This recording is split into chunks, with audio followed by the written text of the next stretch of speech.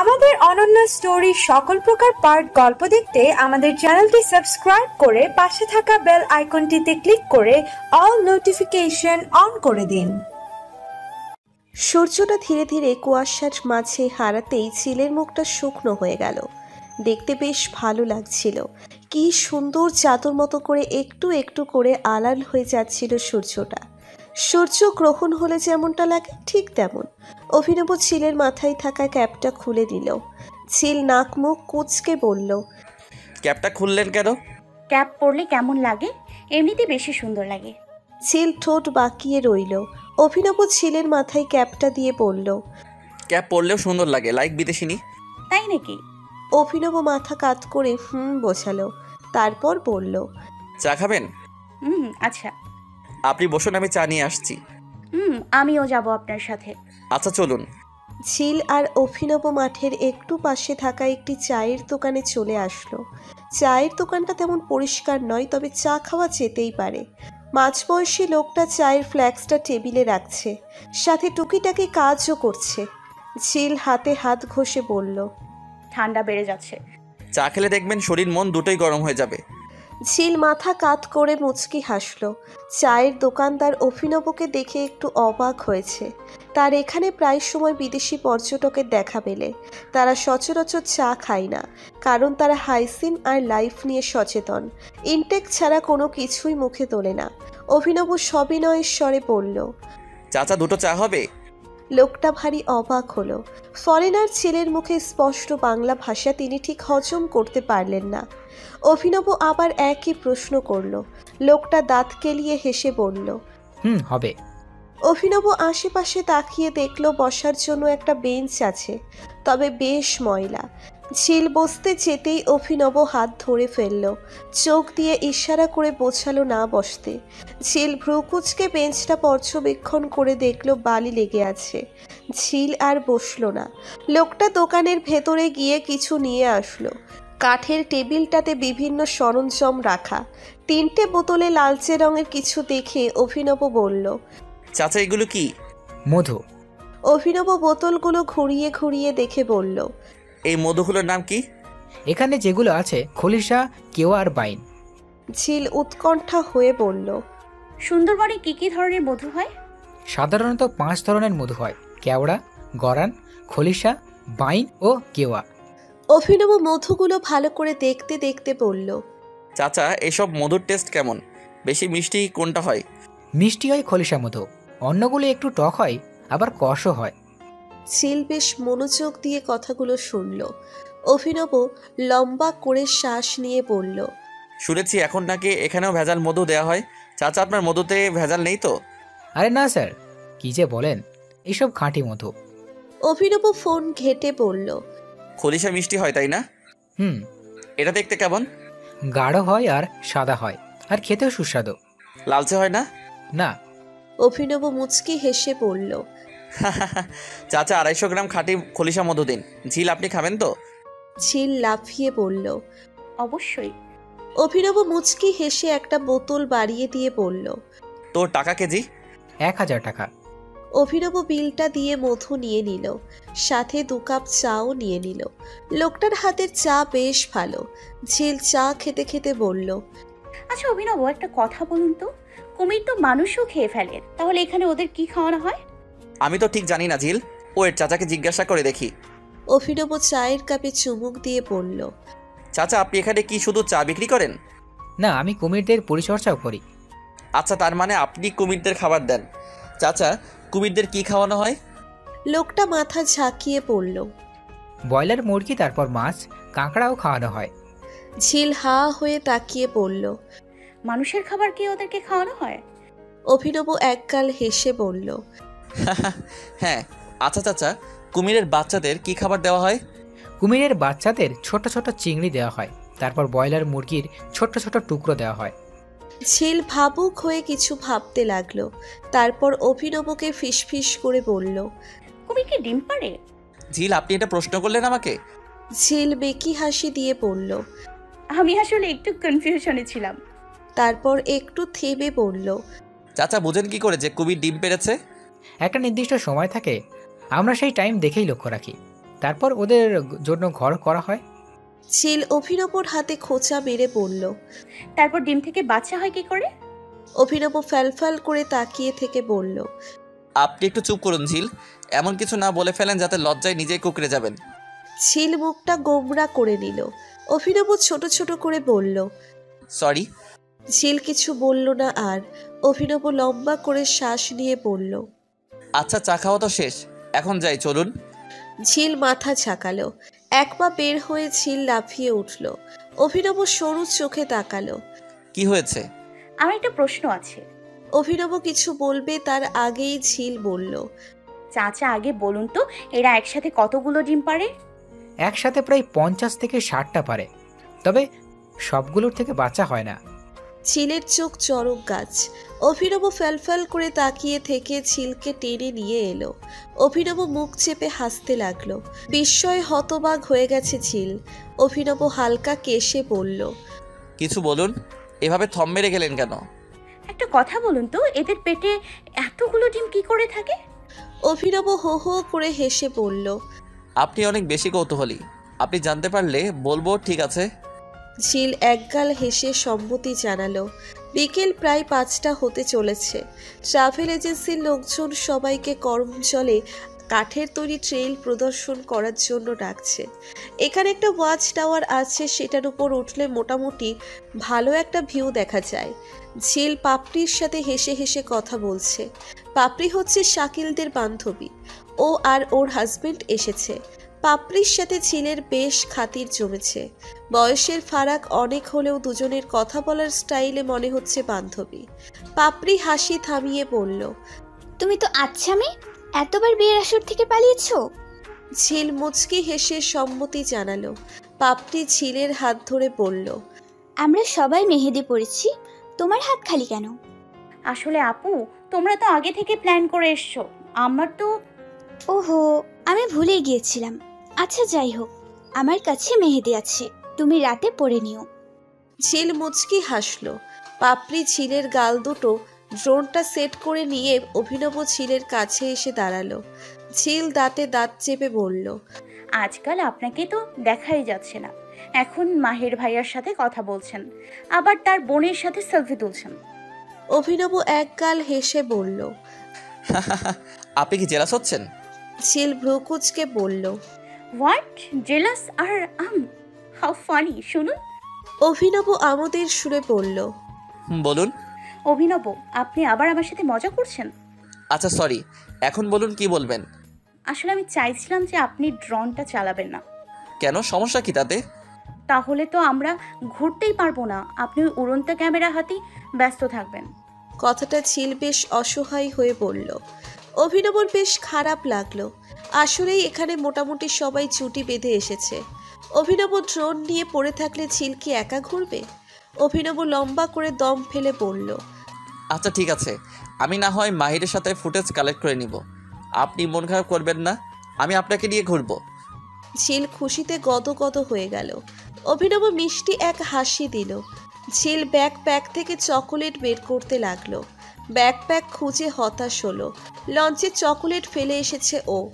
অভিনব হালকা কেশে ঝিলের মনোযোগ নিল। ঝিল সামনের দিকে তাকাতেই অবাক হলো। অভিনব সরস হেসে বলল, যার দাম আপনি চকলেটের জন্য মুড অফ করে রাখবেন, কখন না আমাকে মেরেই বসেন, তার জন্য আমিও চকলেট নিয়ে এসেছি। সেবার তো চকলেট দেওয়ার সময় পিনি পুশ করে দিয়েছিলেন, 2 মাস অবধি সেটা দাগ ছিল, এবার রিস্ক নেই তো আর। অভিনবর কথাতে ঝিল জিভে কামড় দিল। সেবার কি ভেবেছিল, আর অভিনবর হাতে আঘাতও করেছিল। অভিনব চকোলেটটা একটু ভেঙে নিয়ে বলল, আমার কাছে একটাই ছিল, তাই সমান কেয়ারিং ওকে। ওকে। ঝিল আর অভিনব চকোলেট খেতে খেতে ট্যুর এজেন্সির নির্দেশকদের কাছে চলে আসলো। সুন্দরবনে আসল মজা হচ্ছে বনের গহীনে। বনের গহীনে যেতে হলে অবশ্যই সাহসের প্রয়োজন রয়েছে। বাঘের কিংবা যে কোনো পশু পাখি আক্রমণ হতে পারে যে কোনো সময়, তাই সবাই চোখ কান সচেতন রাখতে হয়। খুলনার প্রধান আকর্ষণ বিশ্বের বৃহত্তর ম্যানগ্রোভ বন সুন্দরবন, আর এটা রক্ষা করার দায়িত্ব আমাদের সকলের। তো আমরা এখন যাচ্ছি মানকি টেইকস আর ওয়াচ টাওয়ার ঘুরতে। সবাই একসাথে চলাফেরা করবেন, কেউ কারোর থেকে বেশি দূরে অবস্থান করবেন না। এইটুকু বলেই ট্রাভেল নির্দেশক সবাইকে নিয়ে রওনা হলেন। ঝিল হাঁটতে হাঁটতে ভাবতে লাগলো মাঙ্কি ট্রেইলারটা আবার কি। বেশ অনেকক্ষণ ভেবেও কিছু পেল না ও। অগত্যা অভিনবকে প্রশ্ন করলো। মাঙ্কি ইজ ট্রেল হচ্ছে কাঠের তৈরি ব্রিজ। বনের ভেতর কাঠ দিয়ে ব্রিজ তৈরি করা হয়েছে। মূলত এই ব্রিজের আশেপাশে অনেক মাঙ্কির দেখা মিলবে। মাঙ্কির কথা শুনতেই ঝিল শুকনো ঢোক গিলল। ভয়ে হাত পা ঠান্ডা হয়ে যাচ্ছে। অভিনব আশ্বস্ত করে বলল, আপনি আমাকে ধরে ধরে হাঁটুন, একদম ভয় পাবেন না। যদি বেশি ভয় পান তাহলে কিন্তু মাঙ্কি আপনার ঘাড়ে চড়ে বসবে। ঝিলের শরীর ঘিন ঘিন করে উঠল, হাত পা অঝরে কাঁপছে। উপায় না পেয়ে অভিনব ঝিলের হাত শক্ত করে ধরল। ঝিলের সারা শরীর বেশ শিহরণ জেগে গেল। ঝটকা মেরে হাতটা সরিয়ে নিল। অভিনব হতাশ দৃষ্টি দিয়ে তাকিয়ে বলল, সরি, আসলে আপনি কাঁপছিলেন তাই। ঝিল হালকা হেসে ইটস ওকে বলল। অভিনব আর ঝিল পাশাপাশি হাঁটতে লাগলো। সবার আগে দুজন গাইড আর পেছনে দুজন গাইড। অভিনবরা মাঝামাঝি হাঁটছে। ওদের আগে পেছনে বেশ অনেক মানুষ রয়েছে। একটু হাঁটার পরই কাঠের ব্রিজ চলে আসলো। ঝিল একটু সাইড করে হাঁটতেই কাঠগুলো কেমন ঝনঝন শব্দ তুলল। ঝিল ভয় পেয়ে অভিনবর সাথে লেপ্টে দাঁড়ালো। অভিনব মুচকি হেসে বলল, মাঝ বরাবর হাঁটুন, মাঝে লোহা বসানো আছে। ঝিল মাঝ বরাবর হাঁটতে লাগলো। ঝিলের পাশে অভিনব হাঁটছে আর নানান গাছের ছবি তুলে যাচ্ছে। প্রায় সবগুলো গাছই অচেনা। বিস্ময়ে হতবাক হয়ে যাচ্ছে ঝিলের দুই চোখ। একটা গাছও চিনে বলেও মনে হচ্ছে না। কাঠের তৈরি পাটাতনগুলো নিয়মিত মেরামত করা হয়, তবুও বেশ কিছু জায়গা ঝুঁকিপূর্ণ। ঝিল আশেপাশে তাকাতে তাকাতে একটু ভাঙা পাটাতনে পাড়া দিল। মটমট আওয়াজ তুলতেই ঝিলের আত্মা কেঁপে উঠল। অভিনব ঝিলকে খিচে ধরে নিল। ঝিলের শ্বাস বেড়ে গেছে। অভিনব ভ্রুকুচকে বলল, মাঝ বরাবর হাঁটতে বলেছি, আর আপনি সাইডে চলে যাচ্ছেন। ঝিল মাথা নিচু করে রইল। অভিনব ফস করে দম ফেলে ঝিলের হাতটা আলতো করে ধরে নিল। ঝিলের কেমন এক অনুভূতি হচ্ছে, তবে এবার আর ঝিল হাতটা ছাড়ল না। অভিনব হাত ধরে ধরে ঝিলকে নিয়ে আগাতে লাগলো। ঝিল বারবার দোয়া পড়ছে যাতে বানরের দেখা না মিলে। মাঙ্কি ট্রেলের অর্ধেকটা আশা হলেও কোনো মাঙ্কির দেখা মিলল না। ঝিল বেজায় খুশি। মাঙ্কি ট্রেইল হলো মূলত কাঠের পাটাতন দিয়ে তৈরি হাঁটা পথ। এটা দিয়ে শুধু হেঁটেই যাওয়া যায়। এটা কর্মচল বন্যপ্রাণী আশ্রয় কেন্দ্রের দক্ষিণ পশ্চিম প্রান্ত থেকে শুরু হয়ে বনের ভেতরের ওয়াচ টাওয়ার হয়ে ঘুরে দক্ষিণ পূর্ব প্রান্তের শেষ। গাছের ফাঁক দিয়ে হালকা কুয়াশা ভেদ করে আসছে। ঝিল মৃদু হেসে তা উপভোগ করতে লাগলো। একটু দূরেই চোখ পড়ল দুটি ছেলে বনের ভেতরে থাকা চিপসের প্যাকেট, পানির খালি বোতল কুড়িয়ে নিচ্ছে। অভিনব দীর্ঘশ্বাস ফেলে নিল। আমরা পর্যটকরা দেশের পর্যটন কেন্দ্রগুলোকে এভাবে নষ্ট করে যাচ্ছি। এইসব প্লাস্টিক কয়েকশো বছর পরও মাটির সাথে মিশবে না, মাটির ক্ষতি করে যাচ্ছি আমরা। অভিনবর কুচকানো ভ্রু দেখে ঝিল বলল, কি হয়েছে? তেমন কিছু না, তবে দেখুন বনের ভিতরে হাবিব জাবি ফেলা, যারা ঘুরতে আসে মূলত তারাই তো এগুলো ফেলে। ঝিল ঠোঁট দুটো গোল করে নিয়ে বলল, এভাবেই আমরা আমাদের প্রাকৃতিক সৌন্দর্য নষ্ট করে যাচ্ছি। অভিনব আর ঝিল আবার হাঁটা লাগালো। সূর্যের হালকা আলো আর কুয়াশা মিলিয়ে পরিবেশটাকে বেশ মোহনীয় করে রেখেছে। ওরা ছাড়াও আরও বেশ অনেকজন পর্যটক এসেছে। একটু দূরেই একজন কুমিরকে ঢিল ছুঁড়ে যাচ্ছে। অভিনবর ভীষণ রাগ হলো। এভাবে ওদের ডিস্টার্ব করা উচিত নয়। অভিনব নিজের রাগকে সংবরণ করতে পারল না। লোকটার সামনে গিয়ে বলল, এক্সকিউজ মি, আপনি যে কুমিরটাকে এভাবে আঘাত করছেন এটা কি ঠিক? ও হয়তো ঘুমিয়ে আছে, এভাবে জাগানোটা আদৌ উচিত নয়। ওরা বিরক্ত হচ্ছে নিশ্চয়ই। আপনার সাথে এমন করলে আপনি নিশ্চয়ই খুশি হতেন না। অভিনবর কথাতে লোকটা কিছুটা লজ্জা পেল, সরি বলে স্থান ত্যাগ করলো। অমিত অভিনবর কাছে এসে বলল, কি হয়েছে অভিনব? আরে ভাই দেখো, কুমিরটার গায়ে ঢিল ছুটছিল। এদের মানসিকতা ঠিক নেই, ধৈর্য বলতে কিছুই নেই এদের। যাই হোক, পিছে পড়ে যাচ্ছে, ফার্স্ট আসো। অভিনব মাথা ঝাঁকিয়ে সম্মতি জানালো। অমিত চলে গেল। অভিনব চোখ খিচে নিজেকে শান্ত করলো। ঝিল হা হয়ে তাকিয়ে আছে। অভিনব ইশারা করতেই ঝিল মৃদু হাসল, সাথে অভিনবও হাসল। আপনি প্রকৃতিকে নিয়ে অনেক সচেতন, তাই না? এটা সবারই হওয়া উচিত। যারা ভ্রমণ করে তাদের মাস্ট এই বিষয়টা খেয়াল রাখা উচিত। ঝিলের রক্তে শীতল বাতাস বয়ে গেল। অভিনবর জীবের প্রতি মায়া দেখে ঝিল অবাক হলো। কেন জানি ওর নিজেকে গর্বিত বলে মনে হচ্ছে। এর কারণও জানে না। হয়তো সেই অদৃশ্য মায়াই এর কারণ, যার জন্ম হয়েছিল 1.5 বছর আগে। ঝিল এতটাই বিভোর যে আশেপাশে কি হচ্ছে কোনো খেয়ালই নেই। অভিনব হাত দিয়ে চুটকি বাজাতেই ঝিল মাথা নিচু করে ফেলল। অভিনব স্পষ্ট লক্ষ্য করল ঝিল লজ্জায় লাল হয়ে গেছে। কিন্তু এর কারণ কি? সময় কম দেখে অভিনব সেদিকে আর পাত্তা দিল না। ঝিলের হাত ধরেই হাঁটতে লাগলো। ঝিল লক্ষ্য করলো একটা গাছের মধ্যে সাইনবোর্ড টাঙানো, যার মধ্যে লেখা কাঁকড়া ঝিল। ভাবুক দৃষ্টিতে প্রশ্ন করলো ঝিল, এই গাছটার মধ্যে এমন কি আছে যার জন্য এটার নাম কাঁকড়া? এটার মধ্যে কি কাঁকড়া উঠে থাকে নাকি? ঝিলের কথাতে অভিনব গগন কাঁপিয়ে হাসতে লাগলো। ঝিল কোমরের হাত গুজে দাঁড়িয়ে রইল। অভিনব পেট চেপে হাসছে। এই হাসিটা এতক্ষণ বিরক্ত লাগলেও এখন কেন জানি খুব ভালো লাগছে। অভিনব মুখ চেপে হাসতে হাসতে বলল, লুক, ওটা নিচে কি লেখা?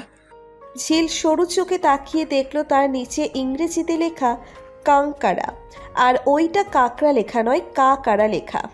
ঝিল খানিকটা লজ্জা পেল। অভিনব এই গাছ সম্পর্কে তেমন কিছু বলতে পারল না। ঝিলকে নিয়ে আরেকটু আগাতে লাগলো। সামনেই ওয়াচ টাওয়ার দেখতে পেল। কেউ কেউ তো ওয়াচ টাওয়ারে উঠেও গেছে। ঝিল ওয়াচ টাওয়ারের দিকে তাকিয়ে বলে, আমি বোধহয় উঠতে পারবো না আর। আসুন, আমার হাত ধরে উঠুন, পারবেন আপনি। ঝিল ক্লান্ত হয়ে বলল, আমি বোধহয় উঠতে পারবো না আর। আমি পারবো না, আপনার জান আমি নিচে আছি। এটা কেমন কথা ছিল? আপনার জন্যই আমি ড্রোন চালালাম না, আর আপনি নাকি উঠবেন না? ঝিল মলিন এক হাসি দিল। সিঁড়ি বেয়ে ওঠার শক্তি ওর আর নেই। ক্লান্ত হয়ে গেছে ও। অভিনব কিছু না ভেবেই ঝিলকে কোলে তুলে নিল। আচমকা এমন করাতে ঝিল অবাকের চরম পর্যায়ে। কয়েক সেকেন্ড বাদে বলল, আরে করছেনটা কি? আপনার কষ্ট হবে। হুশ, কোনো কথা না, আমার একটু কষ্ট হবে না। অভিনব, সবাই দেখছে আমাদের। অভিনব আশেপাশে তাকিয়ে দেখল ওদের দিকে কেউ বিস্ময়ে তাকিয়ে আছে, কেউ বা সরু চোখে, কেউ কেউ সিটিও বাজাচ্ছে। অভিনব একগাল হেসে ঝিলকে নিয়ে উপরে উঠতে লাগলো। ঝিল অবাক চোখে তাকিয়ে রইল। অভিনব স্পষ্ট বুঝতে পারলেও ঝিলের দিকে তাকালো না। মাহেরার চোখ দুটি ছোট ছোট হয়ে গেছে। ঝিল সেটা দেখতে পেয়ে বেশ খুশি হলো। একটু জেলাস ফিল করানোর জন্য অভিনবর গলা জড়িয়ে ধরল। অভিনব ঝিলের দিকে এক পলক তাকিয়ে বলল, লজ্জায় লাল হচ্ছেন কেন? এর আগেও আমি আপনাকে কোলে নিয়েছি, ইনফ্যাক্ট সেটা অনেক বেশি সময় ছিল। ঝিল কিছু বলল না। অভিনবর খোঁচা খোঁচা দাড়িগুলোর দিকে তাকিয়ে রইল। মসৃণ গালে খোঁচা খোঁচা দাড়িগুলো বেশ ভালোই লাগছে। ইচ্ছে হচ্ছে একটু ছুঁয়ে দিতে, কিন্তু ঝিল সেটা আর করল না। অভিনব উপরে উঠে ঝিলকে নামিয়ে দিল। ঝিল ড্রেস ঠিক করতে করতে বলল, থ্যাঙ্কস। অভিনব মুচকি হাসল। মাহের ড্রোন চালাতে চালাতে বলল, অভিনব ভাই, টাওয়ারটা আর একটু উঁচু হলে ভালো হতো। এখান থেকে সম্পূর্ণ ভিউ দেখা যাচ্ছে না। ড্রোন দিয়ে কত সুন্দর লাগছে। অভিনব এক পলক তাকিয়ে সম্মতি জানালো। ঝিল লম্বা করে দম নিয়ে দাঁড়িয়ে রইল। বেশ ভালো লাগছে ওর। এখানে কিছুক্ষণ থেকে সবাই টাওয়ার থেকে এসে একে একে নেমে গেল। এবার আর ঝিলকে কোলে তুলে নিতে হয়নি, কারণ সিঁড়ি বেয়ে নামা সহজ, তবে ওঠা কঠিন। সবাই টাওয়ার থেকে বেরিয়ে হাঁটা লাগালো। মাঙ্কি ট্রেলার একেবারে শেষ প্রান্তে এসে সবাই অনেকগুলো মাঙ্কি দেখতে পেল। যাক, মাঙ্কি ট্রেল নামেটা বুঝি এবার সার্থক হলো। যারা কাঠের ব্রিজে উঠে খেলছে ঝিল ভয়ে জড়সড় হয়ে গেল। অভিনব মুচকি হেসে ঝিলকে নিয়ে হাঁটতে লাগলো। এবার আর মানকি ঝিলের দিকে তেড়ে আসেনি। ঝিল এক বিশ্ব জয়ের হাসি দিল। সন্ধ্যা হতে এখনো কিছুটা সময় থাকাতে সবাই কর্মচলের কচ্ছপ প্রজনন কেন্দ্রের দিকে আসলো। এখানে সংরক্ষণ করা হচ্ছে বিপন্ন প্রজাতির নর্দার্ন রিভার টেরাপিন কচ্ছপ, যাদের বৈজ্ঞানিক নাম ব্যাটাগুড় বাস্কা। বিশেষ দ্রষ্টব্য, বৈজ্ঞানিক নাম বোঝাতে এই নামের উপর একটা চিহ্ন দেওয়া হয় কিংবা একটু বাঁকিয়ে লিখতে হয়, যেটা আমি পারছি না, ক্ষমা সুন্দর দৃষ্টিতে দেখবেন। এই কচ্ছপগুলো বর্তমান বিশ্বে অন্য পরিবেশে শুধু সুন্দরবনেই কদাচিৎ দেখতে পাওয়া যায়। ঝিল বেশ খুশি হলো। বিরল এক প্রাণীর দেখা পাবে যে তাই। অভিনব জানালো, মূলত এদের লুপ্ত হওয়ার পেছনে আমরা মানুষরাই দায়ী। পরিবেশের সঠিক সংরক্ষণ না করলে এভাবে হারিয়ে যাবে হাজারো প্রাণী। ঝিল তপ্ত শ্বাস ফেলল। এটা সত্যি, আমরাই আমাদের পরিবেশকে নষ্ট করে যাচ্ছি। সবাই কচ্ছপ প্রজনন কেন্দ্রে এসে পৌঁছলো। কচ্ছপ প্রজনন কেন্দ্রটি কর্মচলের মূল বন্যপ্রাণী আশ্রয় কেন্দ্র থেকে একটু দূরে পশ্চিমের দিকে। তবে সেখানে গিয়ে সবাই একটু আশাহত হলো, কারণ পুরো জায়গাটা দেওয়াল আর দেওয়ালের উপর কাটা তার দিয়ে ঘেরা। তবে দেওয়াল নিচু থাকাতে ভেতরের পুকুরগুলো দেখা যায়। পুকুরের পানিতে কচ্ছপের মাথার উপরের অংশ দেখে কচ্ছপের উপস্থিতি বোঝা যায়। এইটুকুই যা। পানিতে থাকায় পুরো কচ্ছপ দেখার সুযোগ মিলল না। সবাই কচ্ছপ দেখে ফিরে আসলো। মাগরিবের আজান দিয়ে দেওয়াতে সবাই কর্মচলের মসজিদে নামাজ আদায় করে বোটে ফিরে আসলো। এখানেই শেষ হলো সবার কর্মজল যাত্রা। ঝিল এক পলক লম্বা করে শ্বাস নিল। অভিনব মুচকি হেসে ঝিলের দিকে তাকিয়ে রইল আর এক হাতে চড়িয়ে ঝিলকে প্রোটেক্ট করতে লাগলো। সবাই বোটে করে কর্মচল থেকে লঞ্চে ফিরে আসলো।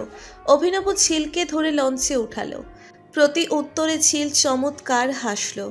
সবাই যে যার কেবিনে ফ্রেশ হতে চলে গেল। যেহেতু সন্ধ্যা হয়ে গেছে তাই একটু পর সবাইকে নাস্তা দেওয়া হবে। ঝিলের পায়ে পায়ে ব্যথা করছে। আজকেও অনেক হেঁটেছে। অভিনব বাথরুম থেকে ফ্রেশ হয়ে এসে টাওয়াল দিয়ে মুখ মুছতে লাগলো। ঝিল হেলান দিয়ে বসে আছে। অভিনব ভ্রু কুঁচকে বলল, ফ্রেশ হয়ে আসুন ঝিল, আপনাকে টায়ার্ড দেখাচ্ছে। ঝিল ক্লান্তির নিঃশ্বাস ফেলে বলল, আমি আর উঠতে পারছি না, পায়ে খুব বেশি ব্যথা অনুভব হচ্ছে। আপনি এর আগে এমন ট্যুর করেননি? প্রতিবার তো পালিয়ে গিয়ে কোনো রেস্টুরেন্ট অথবা রিসোর্টে থেকেছি, আশেপাশে ঘুরেছি, কিন্তু এমন হাঁটা পথে ঘুরিনি।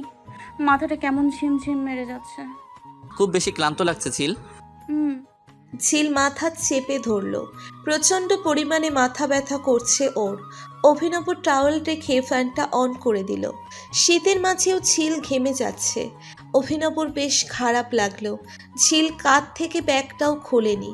অভিনব ধীর হস্তে ব্যাগটা খুলে নিল। কৃতজ্ঞতার হাসি ছাড়া মুখ দিয়ে একটা শব্দও বের করতে পারল না ঝিল। অভিনব ঝিলের পাশে বসে রইল। কিছুক্ষণ পর বলল, আপনি ফ্রেশ হয়ে আসুন ঝিল, ঘেমে গেছেন, ড্রেসটা চেঞ্জ করে আসুন, ভালো লাগবে। ঝিল মাথা ঝাঁকিয়ে উঠে দাঁড়ালো। শরীর হঠাৎ আরাম পাওয়াতে যেন আরও বেশি ক্লান্ত হয়ে গেছে। বেড থেকে উঠে এক পা দিতেই হোঁচট খেয়ে পড়ে যেতে নিল। ভাগ্যিস অভিনব ধরে ফেলল। অভিনবর ফর্সা কপালে দুটো সূক্ষ্ম ভাঁজ স্পষ্ট। ঝিলের বেবি হেয়ারগুলো কপালে লেপ্টে আছে। অভিনব যা বুঝতে পারল, ঝিলের পায়ের মাংসপেশিতে ব্যথা হয়েছে। হঠাৎ করে এক্সারসাইজ কিংবা ট্রেকিং করলে পায়ে এমন ব্যথা হয়। তবে ঝিল যেন একটু বেশি নুইয়ে যাচ্ছে। অভিনব ঝিলের দিকে তাকিয়ে বলল, আপনাকে ধরে ওয়াশরুমে দিয়ে আসলে সমস্যা হবে। ঝিল মৃদু হেসে মাথা কাত করল।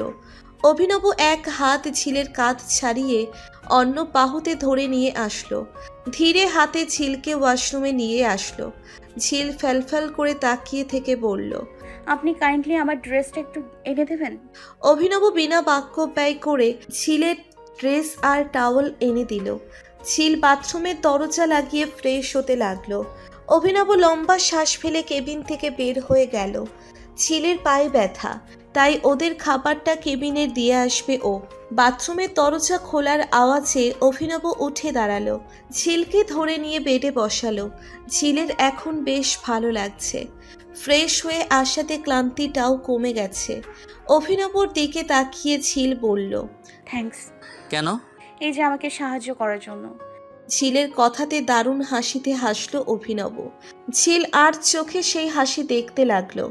অভিনবর চোখের ঘন পাপড়িগুলো কেমন নড়ছে। ঝিলের ইচ্ছে হচ্ছে একটু ছুঁয়ে দিতে, কিন্তু সব ইচ্ছে যে পূরণ হয় না, তাই ঝিলের ইচ্ছেটাও এখানেই অন্ত হলো। অভিনব লম্বা করে শ্বাস নিয়ে পড়ল, সাধারণ একটা বিষয়ে ধন্যবাদ দেওয়ার কোনো প্রয়োজন নেই ঝিল। না মানে এমনি আর কি। অভিনব খানিকটা হেসে বলল, এবার কারণ ছাড়া যতগুলো থ্যাঙ্কস বলেছেন, 1.5 বছর আগে কারণ থাকলেও একবারও থ্যাঙ্কস জানাননি। অভিনবর কথাতে ঝিল আমতা আমতা করতে লাগলো। অভিনব সরস্ব হেসে বলল, আপনি যখন যাচ্ছিলেন তখন আমার খুব করে মনে পড়ছিল আপনার মধ্যে কৃতজ্ঞতা বোধ নেই। আপনাকে সাহায্য করার পরও আপনি কোনো রকম ধন্যবাদ জানাননি। অভিনবর কথাতে ঝিল লজ্জা পেল। তখন পরিস্থিতিটাই এমন ছিল যে ধন্যবাদ জানানোর কথা মাথায় আসেনি। ঝিলের লজ্জার সাথে একটু রাগও হলো। অভিনব ওকে অকৃতজ্ঞ তো ভেবেছে। ঝিল অগ্নি চোখে অভিনবর দিকে তাকালো, কিন্তু অভিনব দৃষ্টি মেঝেতে। ঝিল দমে গিয়ে নিচের দিকে তাকিয়ে রইল। অভিনব নীরবতা ভেঙে মুচকি হেসে বলল, তবে জানেন, এবার মনে হচ্ছে পুরোই উল্টো। আপনি অতিরিক্ত কৃতজ্ঞতা প্রকাশ করেন, তবে সেটা দেখার সৌভাগ্য সব পরিস্থিতিতে মিলে না। ঝিল খানিকটা লজ্জা পেয়ে বলল,